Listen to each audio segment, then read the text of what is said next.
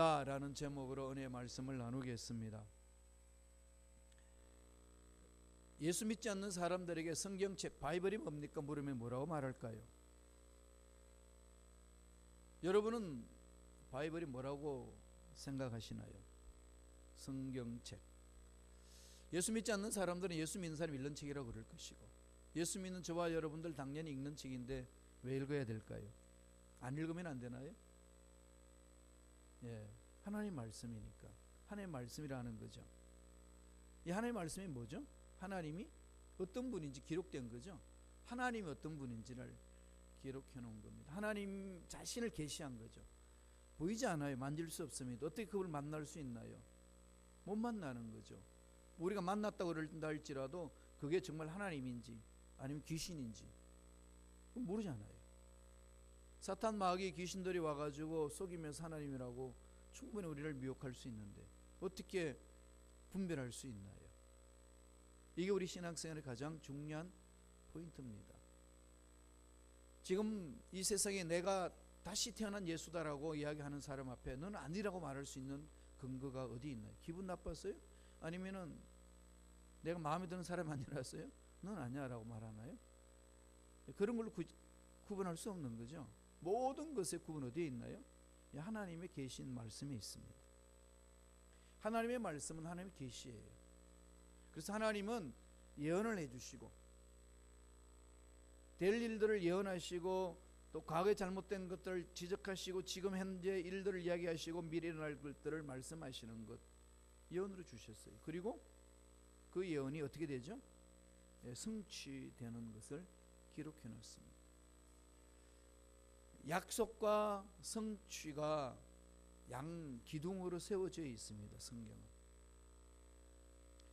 그래서 예수님은 이 세상에 약속에 의해서 이 세상에 오셨고 또 약속대로 그 일을 이루셨고 십자가를 지시고 부활하셨습니다. 주님의 삶에서도 두 축이 있는 거죠.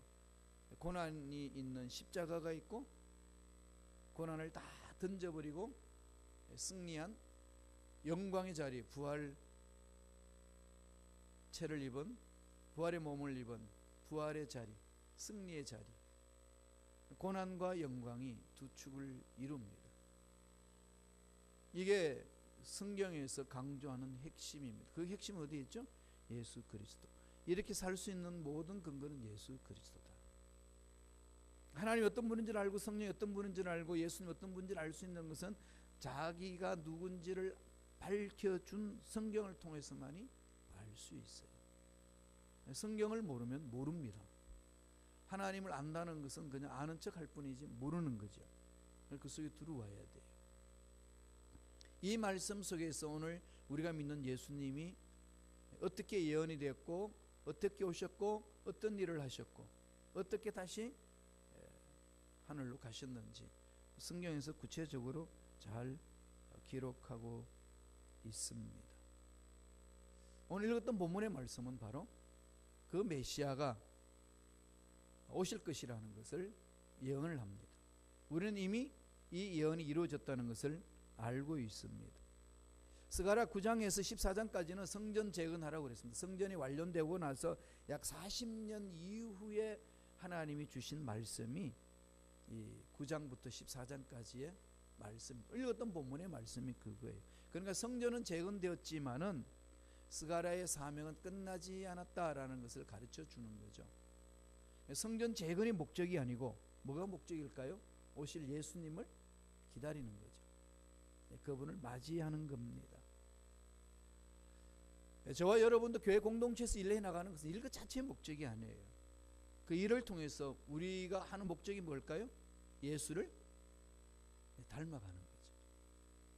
믿지 않는 사람이 예수를 믿게 하는 거고 예수 믿는 저와 여러분은 예수를 닮게 하는 겁니다. 우리가 행하는 그 일이 우리가 계획대로 완벽하게 이루어질 수도 있고 이루어지지 않을 수도 있습니다. 그것은 그냥 과정 속에 일어나는 현상일 뿐이지 그것 자체가 하나님 앞에 다 인정받고 인정 못 받고 그러지 않습니다. 건물 아름답게 지었다고 인정받고 아름답게 못 지었다고 인정 못 받고 그러지 않아요. 그건 과정이에요. 없어질 것들입니다. 예루살렘 성전만 보면 그런 거죠. 솔로몬 성전은 얼마나 화려합니까? 그러나 지금은 산상조각 나버렸습니다. 통곡의 벽만 있습니다. 그렇게 아름다운 것을 하나님이 고개 여기셨다면 다 보호하셨을 것 아니겠어요? 어떤 상황에서 안 하시는 거죠. 내팽개쳐 버립니다. 그게 우리 신앙생활의 목적이 아니라는 것을 하나님이 가르쳐 주는 거예요. 사실상 교회 공동체 건물은요, 좋을 수도 있고 안 좋을 수도 있어요. 우리가 예배 드리는데 지장만 없으면 됩니다. 그것을 더 우리가 아름답게 하기 위해서 만들어갈 뿐이에요. 그런 일을 하면서 근본적으로 저와 여러분 속의 마음속에 새겨야 될 것은 어떻게 하면 예수 믿지 않는 사람들을 예수 믿게 하고 예수 믿은 사람들을 어떻게 하면 예수를 닮게 할 것인가. 이게 모든 신앙생활의 교회 행사에 집중이 되어야 되고 그것이 목적이 되어야 됩니다. 성전 건축하고 난 스가랴 그 이스라엘 사람들에게 스가랴를 통해서 말씀을 합니다. 예언하는 거죠.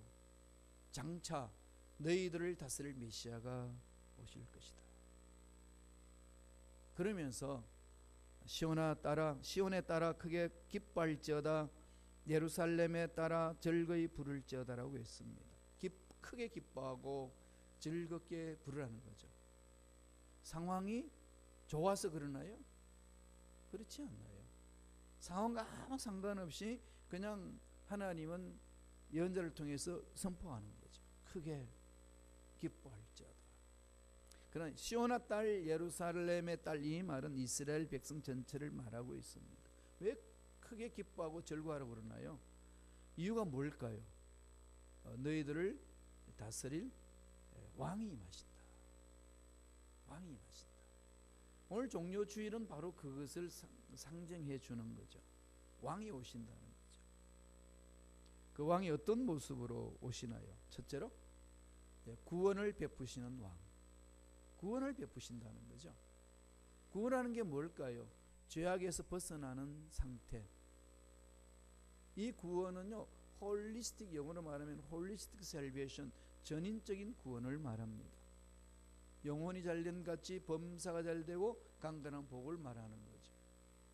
히브리인들이 서로 만날 때마다 인사하는 내용이 샬롬입니다. 샬롬이라는 것은 바로 전인적인 축복을 말하는 거예요. 그냥 마음의 평화만 있는 게 아니고 영혼이 잘되고 범사가 잘되고 다음에 강건해지는 삶. 그래서 늘 마음속에 샬롬이 넘쳐나는 거예요. 홀리스틱 셀베이션이 그것이라고 성서는 가르칩니다. 전인적인 구원이라고 표현한 거죠. 오늘 읽었던 본문 말씀 스가랴 9장 9절 상반절 한번 다 같이 자막을 통해서 읽어보겠습니다. 한 목소리를 읽겠습니다.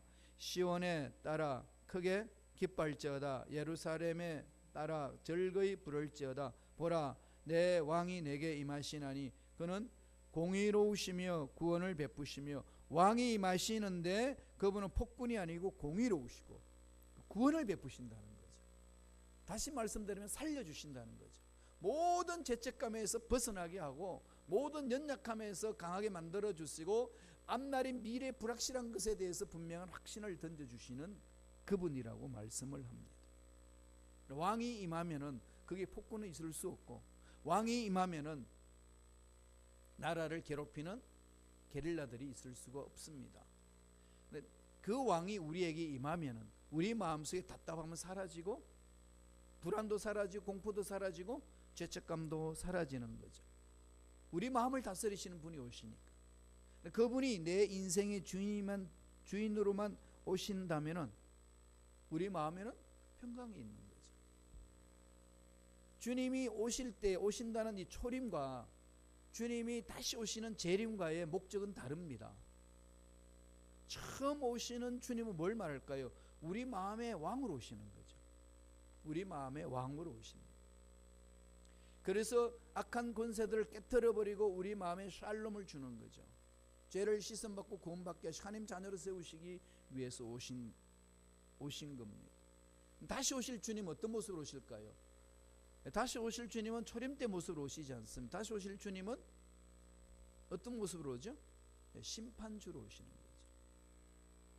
그래서 완전히 정말로 정치적인 메시아보다 더 강한 메시아로 오십니다. 썰어버립니다. 모든 적군들을 썰어버리고 모든 잘못된 것들을 다 심판해버리는 그 왕으로 오시는 거죠. 그런데 처음에 초림하실 때에 많은 유대인들이 오해를 했습니다. 이분이 왕으로 오신다면 로마 시저 그 당시는 이제 그 이후겠지만 예수님 오실 때 로마가 왕으로 있는 그 왕들이 뭐야? 바벨론이 지배했고, 그다음에 페르시아가 지배했고, 그리스가 지배했고, 로마가 지배해 나가는 그 상황 역사 속에서 왕들이 있는데 또다시 왕이 온다면은 이 나라는 어떻게 될 것인가? 제일 두려운 게 뭘까요? 정말로 메시아가 왕으로 온다면 어떤 모습일까요? 기득권자들이죠. 그럼 우리의 권력 다 뺏기겠다. 이 두려움에 떠는 겁니다. 유대인들은 자기들이 해방을 받기 위해서 정치적인 메시아를 기대했지만은 그렇게 기대했던 그 시대의 상황 속에 정치 지도자들은 떨 수밖에 없는 거죠. 자기 권력을 다 빼앗길까봐. 지금도 이 대한민국의 정치도 그렇죠. 미국도 정치도 그렇고 늘 그거잖아요. 가지고 있는 권력 빼앗길까봐 그거 놓치지 않으려고 감추고, 다음에 모함하고 이상한 뉴스를 만들어서 괴롭히고 그렇게 하거든요. 그럼 국민들이 이걸 잘 분석을 하셔야 되는데 그냥 그 말에 속아 넘어갑니다. 그럴듯하게 정말로 거짓말을 참말처럼 만드니까 분별할 능력이 없어지는 거죠. 잘 분별하면서 가야 되는데 그 당시에는 그렇지 못하니까 오해를 했습니다. 마태복음 21장 10절 11절에 보면은 예수께서 예루살렘에 들어가시니 온 성이 소동하여 이르되 이는 누구냐 하거늘 무리가 이르되 갈릴리 나사렛에서 온 선지자 예수라 하니라. 소동이 일어납니다. 이게 누구지? 왜 예루살렘에 온 거야? 정말로 그들 제자들이 말했던 왕이 임재하기 때문에 오는 거냐? 별소리를 다 하는 거죠. 혹시 예수 때문에 우리 권세가 끝나는 것 아니냐? 예수님이 막상 예루살렘 성에 입성했을 때 그 로마 시대 옆에 있었지 않습니까? 그러니까 그 세력들이 두려워했습니다. 오해가 있었어요. 그러니까 마음 놓고 이 부분들을 편안하게 대할 수가 없는 거죠. 그러니까 결국 메시아가 왕되어서는 안 된다고 죽여야 되는 겁니다. 그런데 지금 주님이 이 땅에 오신 목적은 어디에 있나요? 죄로 인하여 죽었던 연약하든 강한 자든 명예가 있든 명예가 없는 자든지 간에 다 그들을 품기 위해서 오신 거예요. 죄책감에 눌린 자를 씻어주시고 하나님의 자녀로 삼기 위해서 오신다. 그래서 오신 분이 예수 그리스도입니다. 오늘날 예수님을 나의 구세주로 영접한다면 우리는 어떻게 받아들여야 되죠? 왕으로 모셔야 돼요. 왕으로. 왕이 되어야 됩니다. 내 마음의 왕이 누구냐는 거죠. 다시 말씀드리면 내 마음의 주인이 누구냐는 겁니다. 솔직히 자기 자신들 한번 돌아보세요. 여기 살아오면서 거의 대부분 내가 내 인생의 주인 되지 않으셨나요? 그죠? 선택하는 것, 행하는 것, 그게 다 내가 스스로 선택하고 결론 내린 것들이 얼마나 많습니다. 얼마나 하나님과 몸부림치면서 해봤냐는 거죠. 하나님과 몸부림치며 한다고 그러지만 내 이익을 위해서 선택된 것들이 너무 많이 있습니다. 그래서 제가 한 주간 또 묵상을 해봤어요. 만약에 그 상황 속에서 다르게 선택했다면 내 삶이 어땠을까? 계속해서 더듬어 봤습니다. 제가 10대 말부터, 아니 10대 초부터 그런 부분에 선택을 그렇게 하자고 이랬으면 어땠을까? 또 최근에 선택이 있었어도 그래 선택하지 않고 이렇게 선택했으면 어땠을까? 그럼 그런 선택이 있어서 지금 나의 삶인데 그 선택에 정말로 예수님이 왕으로 오셨는데 왕으로 오신 예수님을 모시고 내가 선택했던가, 아니면은 나의 경험, 나의 필요에 의해서, 아니면 현실에 어쩔 수 없이 타협하는 차원에서 그래 선택했던가. 이런 상황을 제가 많이 뒤집어 보았어요. 여러분 어떠신가요? 왕으로 오셨습니다. 우리 살려주시기 오셨고 우리 인생의 주인 되게 오셨습니다. 예수를 믿는 저와 여러분 삶은 예수님을 얼마나 왕으로 모시고 주인으로 모시냐는 겁니다. 오늘 종료주의를 기념하는 이 예배에서는요, 왕으로 오신 예수님을 모셔야 돼요. 내 마음에도 가정에도, 자녀에도, 직장에도, 사업장에도 길이 있거든요. 그분을 왕으로, 주인으로 모시지 않으면 빌립처럼 계산해 버립니다.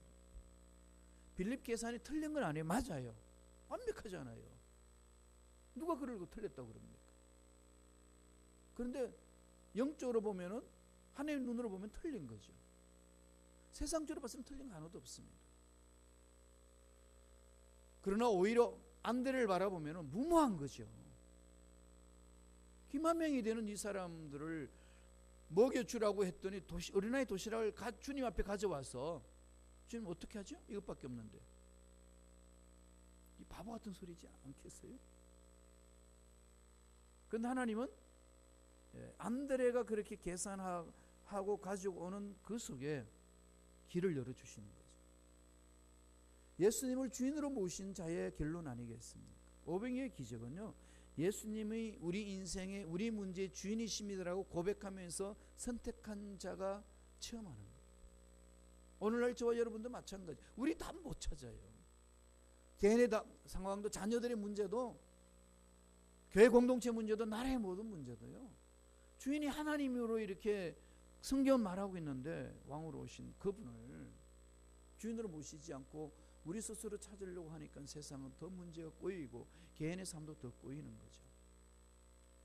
그래서 왕으로 오신 주님, 인생의 주인으로, 왕으로 모셔드리기를 간절히 축원합니다. 모셔드리세요. 두 번째, 어떤 분으로 오셨죠? 겸손한 왕, 겸손입니다. 왕으로 오셔서 라다 다스리지만은 그 다스림의 속에는 겸손합니다. 그 겸손함의 상징을 어떻게 표현하나요? 9절에 있습니다. 스가랴에서 예언하고 있는 거죠. 스가랴 9절 하반절입니다. 자막을 통해서 읽어볼까요? 보라, 내 왕이 내게 임하시나니 그는 공의로우시며 구원을 베푸시며 겸손하여서 나귀를 타시고 나귀의 작은 것 곧 나귀 새끼니라. 이 겸손을 들고 나옵니다. 왕이 임재하는데 겸손은 맞지 않아요. 왕이 임재하는데 나귀 새끼는 맞지 않습니다. 규모가 안 되는 거죠. 왕은 융탄자가 깔려있을 뿐만 아니라 왕관을 쓰고 오는데 백마가 정말로 준마 위에 타고 오는 사람이 왕으로 상징되지 않습니까? 세상에서 바라보는 가치는 거기에 있습니다. 왕으로 오는데 잘 아시다시피 나귀 새끼를 탑니다. 군마를 탄 찬란한 모습은 온데간데도 없이 초라합니다. 그 모습을 지키고 있는 사람들은 실망이 큰 거죠. 에게게 저게 뭐야? 고작 하는 짓이 저 짓이야. 그러니까 실망도 되고 낙심도 되고 별게 아니구나. 손 놓을 수밖에 없는 거죠. 막 열광하는 무리도 있지만 열광하지 않는 그 무리들이 바라볼 때 실망하는 이유는 자존심 용납이 안 되는 거죠. 우리의 왕이 저런 모습이란 말이냐. 안 보이는 겁니다. 지금 여기서 스가랴를 통해서 우리에게 주시는 교훈이 뭘까요? 왕으로 오신 예수님을 모시기 위해서는 겸손한 자의 마음이 되어야 된다는 거죠. 왜냐하면 그분 겸손하신 분이니까. 겸손하신 분은 겸손한 자와 함께 마음을 나눕니다. 겸손한 자의 삶이란 게 뭘까요? 자기 자신을 인정하는 거잖아요. 겸손한 자는요, 자기 자신을 그대로 인정하는 자입니다. 지은 죄를 인정하고 통해 자복하잖아요. 그리고 다시 시작하면 되잖아요. 독일 민족과 일본 민족을 보면 차이가 많습니다. 민족 개개인을 보면 정직한 사람들이에요. 일본 사람들 정말 정직한 사람들입니다. 성실한 사람들이고, 독일 사람들도 정직합니다. 강직합니다. 성실해. 그리고 일본 사람은 독일 사람을 되게 좋아해요. 딱 하나 차이가 있습니다. 그들이 뭉치면 딴짓합니다. 집단으로 뭉쳐 있으면은 자기들의 치부를 감추는 것이 일본 사람이고, 독일 사람들은 자기 치부를 낱낱이 들추어냅니다. 그 결과 전 세계에서 인정하는 민족에 대해서는 일본 사람 잘 살기는 하지만은 아주 뭐라고 그러나요? 아주 속된 말을 쓰잖아요. 외놈이라고 쓰죠. 아주 그냥 보잘것없는 사람. 개개인의 성실하고 정직한지 모르지만은 국가에 있어서는 정직하지 못한 국가. 정치인들은 정직하지 못한 정치. 물론 정치인들이 얼마나 정직하겠습니까만은 특별히 일본 사람들한테는 그렇게 평을 합니다. 뭐죠? 솔직하게 드러내지 못하는 거죠. 하나님이 가장 원하시는 건 뭘까요? 네 속에 있는 걸 솔직하게 나한테 털어놓으라는 거잖아요. 그 속에서 내가 만나겠다는 거 아니겠어요? 왜? 그분은 그런 분이시니까, 겸손한 분이시니까. 겸손하여서 나귀를 타시니, 예수를 믿는 교회 공동체는 이게 우리의 가치 기준이 되어야 돼요. 핵심 가치 기준이 되어야 됩니다. 예수님처럼 겸손한 자의 삶, 있는 그대로 인정하는 자의 삶, 잘못했으면 잘못했다고 고백하고 회개할 줄 아는 자, 그래서 새 생명을 얻고 새 용기를 가지고 새롭게 출발할 수 있는 자의 삶을 살아가는 것, 그게 공동체의 삶이라는 얘기입니다. 겸손한 왕이신데 겸손한 왕을 섬기고 그분들과 함께 가려면 코드가 맞아야 되잖아요. 그럼 뭐죠? 겸손한 마음으로 가야 됩니다. 주님이 보여주셨어요. 어떤 모습인지. 마가복음 10장 45절 말씀에 잘 하시는 말씀이죠. 다 같이 한번 읽겠습니다. 인자가 온 것은 섬김을 받으려 함이 아니라 도리어 섬기려 하고 자기 목숨을 많은 사람의 대속물로 주려 함이니라. 주님이 이것을 하는 데 있어서 너무 힘이 들다고 느끼신 적이 있으셔요. 육체적으로 봤을 때에. 그래서 겟세마네 동산에서 기도할 때에 하나님, 가능하다면 이 잔을 내가 받지 않게 하여 주옵소서. 참 인간적이잖아요. 인간미가 나오잖아요. 휴머니즘이 있잖아요. 얼마나 멋져요. 약함을 인정하잖아요. 사람은 감정을 가졌기 때문에 문제 앞에서 두렵고 떠는 거죠. 안 했으면 좋겠다는 것, 이런 고난의 길 안 갔으면 좋겠다는 것, 오히려 좀 좋은 길로 갔으면 좋겠다는 것, 그거 갖는 것이 틀린 게 아니라 당연한 거 아니겠어요. 솔직하게 그거 가지고 있으면서도 그거 드러내서는 안 돼. 그럴 필요가 있을까요? 리더십 가진 지도자들은 난 그걸 감추는 게 이상하다고 저는 생각합니다. 주님은 솔직하게 드러내. 구세주입니다. 그러나 결론 어딜 내립니까? 내 뜻대로 마시고 하나님 뜻대로 하시라. 겸손한 자 마음은 그거예요. 내가 그렇게 겸손할 수 있었어, 능력이 있었어, 좋은 환경이 있기 때문에 합니다. 그런 게 아니고 힘들고 어렵고 안 되고 피하고 싶고 도망가고 싶고, 그래도 하나님이 원하시기 때문에 제가 그 일을 묵묵히 가겠습니다. 고백하는 거 아니겠어요? 그게 주님의 모습입니다. 교회 공동체는 그렇게 서로 용납하고 얼싸안고 나아가는 거죠. 그래서 빌립보서 2장 8절에 보면 사도 바울이 이것을 그대로 표현을 합니다. 읽어볼까요? 사람의 모양으로 나타나사 자기를 낮추시고 죽기까지 복종하셨으니 곧 십자가에 죽으심이라. 십자가의 죽으심. 십자가의 죽으심이 있어야 인류가 살아나는 거고, 십자가의 죽음이 있어야만이 진정한 하나님의 영광을 맛본다는 겁니다. 이게 우리 신앙생활 아니겠어요? 고난이 있어야 영광이 있습니다. 고난 피할 필요 없어요. 피해도 찾아오고 안 피해도 찾아와요. 고난은 어차피 내 인생에 열려 있습니다. 그럼 그걸 어떻게 대처해야 되나요? 안드레처럼 하나님의 능력으로 대처하는 거죠. 하나님의 능력 함께 가는 거죠. 나의 경험, 나의 방법 모든 분석을 해서 안 됩니다라고 결론 내리는 빌립이 아니라 안 됨에도 불구하고 될 수 있는 길을 찾아나가는 것. 하나님 앞에 나오는 자의 삶, 안드레 같은 신앙인이 오늘 필요한 거죠. 그게 신앙인 아니겠어요? 그런 것을 하나님은 칭찬하지 않겠습니까? 그래서 우리는 차근차근 해나가는 거죠. 예수님이 그 삶을 우리에게 보여주셨습니다.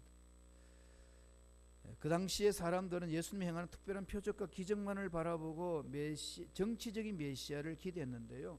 이것은 재림하실 예수님의 모습이에요. 초림 때는 어린 양의 모습이에요. 죄를 짊어지고 가는 어린 양을 봐라. 어린 양의 모습. 십자가에 매달고 고난을 지는 예수님의 모습. 재림하실 예수님 어떤 모습이죠? 사자처럼 오시는 거죠. 군림합니다. 그때는 심판하는 거죠.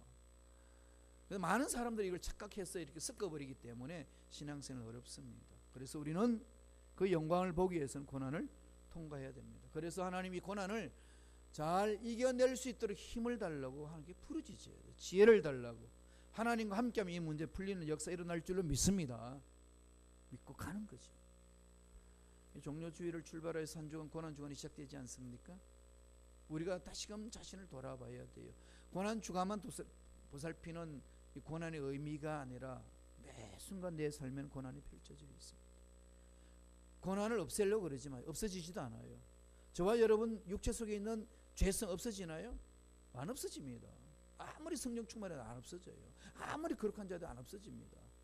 육체를 입고 있는 이상 육체의 연약성은 죽을 때까지 가지고 갑니다. 어떻게 해야 되나요? 그러면 성령으로 덮으셔야 돼요. 성령으로 그 육체성을 짓밟아야 됩니다. 성령으로 고난을 극복해야 됩니다. 성령의 능력으로 그걸 극복해야 돼요. 그 지혜를 구해야 됩니다. 물어보세요. 하나님은 살아계십니다. 길이 열려요. 그러면 하나님이 그 고난의 속에서 훈련받은 연단을 보시고 때가 되면 위로를 해주시거든요. 전 우리 순범식학교의 성전을 구입하면서 저와 여러분에게 하나님이 큰 선물로 위로해 주실 것이라는 기대가 있어요. 기도하면 그런 기대가 안 되나요? 1년에 이렇게 막 이 소리들을 들려오는 거 보면 굿뉴스예요. 하나님, 이제 우리가 위로받을 때입니다. 하나님, 더 이상 고난에 구렁텅이 던지지 마시고 김 목사에게도 위로를 좀 해주시고 우리 순범식학교에도 위로해 주시고 우리 모든 성도들 위로를 받을 수 있도록 위를 열어달라고. 그렇게 해서 그런 위로를 받고 다시금 우리 순범식학교회가 3, 4대가 모여서 예배드리는 공동체가 될 수 있도록 한 길을 열어달라고. 이렇게 막 꿈이 이렇게 막 생기잖아요. 기도 제목이 생기고 환경 어렵고 뭐 상황이 어렵고 여러 가지 일들 많이 이야기할 수 있겠지만 그 속에서 우리가 할 수 있는 그것, 하나님과 함께 할 때 풀리는 역사 있다는 얘기예요. 겸손한 왕으로 오셨어요. 있으면 그대로 드러냅시다. 그게 약함도 아니고요, 그게 잘못됨도 아닙니다. 거기서부터 출발하는 거죠. 하나님과 함께. 독일 보세요. 1차 대전, 2차 대전 패전국이 아니겠습니까? 그럼 그들은 다 뒤집어 놔요. 지금도 자기들이 뭘 잘못했는지 공영방송에서 다 그냥 공개합니다. 쉽게 말하면 대한민국을 비유한다면 5.18 사건 때 무슨 일이 났는지 이 공영방송을 통해 다 보여준다는 거죠. 그런 일을 하겠어요, 대한민국? 예, 그런 걸 다 그러면서 그들을 이야기하는 거죠. 용서하자, 그러나 잊지는 말자. 그게 독일인들, 유대인들이 갖고 있잖아요. 용서는 하되 잊지는 말자. 잘못들을 잊지 말고 청산하고 또다시 이런 잘못된 죄악상을 짓지 말자. 죄악을 짓지 말자. 행하지 말자 그러잖아요. 이게 하나님 앞에 선 자의 모습 아니겠습니까? 우리 그리스도인들이 그래야 되는 거죠. 겸손 왕으로 오신 주님을 모시는 자의 모습입니다. 마지막 세 번째, 어떻게 오셨나요? 화평을 전하신 왕입니다. 샬롬을 전하시는 거죠.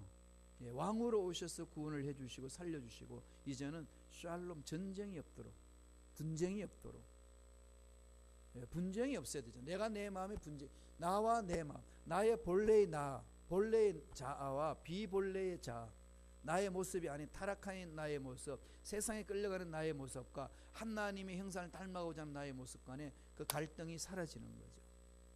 그게 합치돼야 되잖아요. 끊어버리는 거죠. 하나님 형상으로 달려가는 거죠. 한 마음을 품게 되는 거죠. 그러면 나와 너와의 관계 갈등도 해소가 되고, 가정의 자녀와 부모들 관계도 해소가 되고, 부부 간에 해소가 되고, 성도들 간의 관계도 해소가 되는 거죠. 나라와 나라의 관계도 해소가 되는 거죠. 분쟁이 없습니다. 샬롬이 있는 거죠. 말씀을 볼까요? 스가랴 9장 10절입니다. 다 같이 한 목소리 천천히 읽겠습니다. 내가 에브라임의 병거와 예루살렘의 말을 끊겠고 전쟁하는 활도 끊으리니 그가 이방 사람에게 화평을 전할 것이요 그의 통치는 바다에서 바다까지 이르고 유브라데 강에서 땅끝까지 이르리라. 뭘 전한다는 거죠? 화평을 전할 것이요. 한마디로 말하면 전쟁을 없이 하겠다는 겁니다. 스가랴가 예언한 전쟁의 평화는 뭘까요? 흑암의 세력들을 싸워서 이겨내는 것이고, 그래서 내 마음속에 일어나는 분쟁을 잠재시키는 것이고 평화가 있는 거죠. 마음이 이렇게 공허할 때 있지 않나요? 공허하고 고독하고 외롭고 뭔가 허무 같은 것이 막 들어올 때 있습니다. 그죠? 그럴 때 조용히 말씀을 들고 하나님 앞에 가보세요. 왜 이런지. 하나님, 물론 이제 과거에 나의 쓰디쓴 아픔이 있어서 그럴 수 있어. 트라우마가 있어가지고 그게 치유되지 못한 나의 감정이 나도 내가 다스릴 수 없는 감정이 되어서 나를 공격해 올 때가 있어요. 평화가 있어도 뭐 좋은 환경이 있어도 막 행복하는 삶을 누리면서도 마음속을 괴롭히는 게 있죠. 내가 이렇게 행복해도 돼? 이상한 생각을 품게 만드는, 내가 이런 걸 누려도 괜찮은 건가? 이러면서 괜히 불안감을 갖게 하는 요소들, 이런 것들이 모든 인간 속에 숨어 있더라고요. 크든 작든 개개인의 삶에 그게 들어 있습니다. 어떻게 하셔요? 에이, 잊어버려. 덮여줘요. 그래서 사람들이 안 되니까 막 모여가지고 이야기하고 뭐 술 마시고 놀고, 그게 안 되면 더 마약까지 가고 막 그러잖아요. 네, 그래서 지금 뭐 부유한 가정의 자녀들이 마약하는 이유가 그거죠. 돈이 있는데 공허한 거죠. 불안한 거죠. 근본적으로 인간은 유한한 존재이기 때문에, 그 속에 죄성이 있어서 사라지는 존재이기 때문에 절대적인 불안이 있어요. 이 절대적인 불안이 해결되지 않는 이상에서 내 삶을 파고 들어오면은 말할 수 없는 이유가 없어요. 그냥 막 흔들어 버리는 거죠. 근본적으로 절대 불안은 어디서 찾아올까요? 해결될까요? 예수님, 영원하신 예수님 만날 때. 유한한 자의 불안은요, 그 절대 불안이에요. 사라지는 것. 그런데 영원한 분을 만나면은 유한에서 찾아오는 불안은 없어지는 거죠. 그 길밖에 없습니다. 이 성경이 말씀합니다. 그것을 이루기 위해 주님이 오셨다는 거죠. 그래서 막연한 불안을 영원한 하나님과 만나는 자리에서 해소될 수가 있습니다. 그래서 그 내면의 세계가 치유가 되기 시작하는 거죠. 말로 표현할 수 없는, 나의 어떤 머리로 막 계산하고 나를 막 세뇌시켜서 평화를 얻는 게 아니라요, 이해할 수 없는 평화가 나를 감쌉니다. 문제 있는데, 이게 풀어지지도 않았는데 정말로 말로 표현할 수 없는 평강이 마음을 이렇게 사로잡아요. 이게 하나님 주시는 은혜 아니겠습니까? 사도 바울이 이 평안을 누리지 못하는 원인이 어디 있는지를 막 들춰낸 것이 로마서 7장에 있어요. 한번 읽어보실까요? 로마서 7장 18절 19절 다 같이 읽습니다. 내 속 곧 내 육신에 선한 것이 거하지 않은 줄을 아노니 원함은 내게 있으나 선을 행하는 것은 없노라. 내가 원하는 바 선은 행하지 아니하고 도리어 원하지 아니하는 바 악을 행하는도다. 우리의 마음을 다 대변하는 거 아니겠어요? 육신에 선한 것이 없다는 거죠. 왜 그런가 하면 선을 행하고 싶은데 행할 힘이 없다는 거죠. 죄악에서 벗어나고 싶은데 벗어날 힘이 없습니다. 연초에 되면서 결심결단하고 월초에 되면 결심결단을 많이 하지만 결심결단이 3일 만에 깨지는 거. 아니, 예배 드리고 나가다 깨지는 일들 얼마나 많습니다. 그럴 때마다 느끼는 결론이 뭐죠? 안 된다는 거죠. 그럼 목사님 설교 듣기 싫은 거야 이제. 들을 때 그냥 막 가슴 두들겨 놨는데 막 뜨거워서 될 것 같은데 나가면 꼬꾸러지니까. 들으면 뭐해? 그런 마음 없으세요?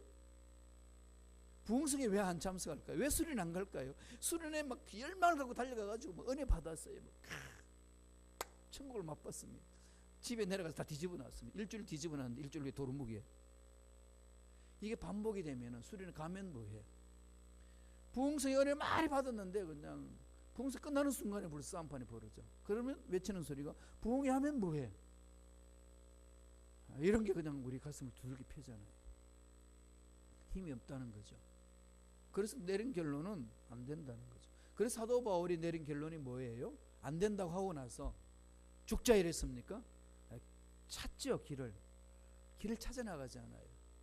그게 로마서 8장에서 찾아나갑니다. 생명의 성령의 법이 죄와 사망의 법에서 너를 해방하였습니다. 온전히 성령에 사로잡힐 때에, 예수님을 내 인생의 주인으로 모실 때에, 왕으로 오신 예수님을 내 인생에, 내 가정에, 내 사업장에, 우리 교회 공동체의 왕으로 주인으로 모실 때만이 이 모든 것에서 벗어날 수 있느니라. 딱 결론을 내립니다. 종료주일은 그걸 이렇게 마음판에 새기는 거예요. 한마디만 새깁시다. 예수님은 왕으로 오셨다. 죄를 씻어주시고 평안을 주셨다. 그분은 나의 왕이시고 주인이시다.